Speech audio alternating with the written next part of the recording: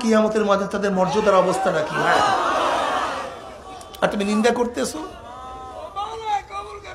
ভাইও জিকিরের কত ফজিলাত বয়ান করবো আমাকে বলেন। দেখে নিয়েন ফাজাইল আমলের মধ্যে, দেখে নিয়েন কি পরিমাণে ফজিলাত আসছে। কি কথা ঠিক না? এবার একটা বাস্তব নমুনা দেখাইয়া দিই যে কিয়ামতের ময়দানে আরো সে নিচে জাকিররা কেমনে ছায়া পাবে, দরকার আছে কি নেই?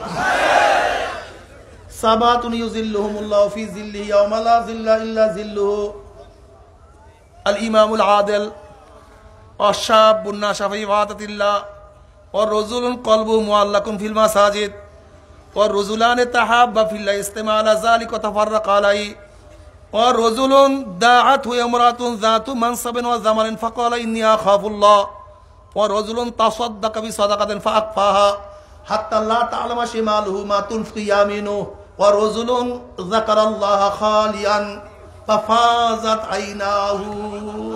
দেখো সরমনের মুজাহিদ লাগে মেলে কেমন, দেখো তুমি মেলে কেমনে ভাই। আর তোমার সাথে মিলাও তুমি, আর এদের সাথে না মিলাও। কিয়ামতের ময়দানে আল্লাহ পাক 7 ব্যক্তিকে আরশে নিচে জায়গা দিয়ে দিবে। ইয়াউমা লা জিল্লা ইল্লা জিল্লু, যেই দিন মাওলার আরশের ছায়ার কোনো ছায়া নাই। এর মধ্যে কোন ব্যক্তি?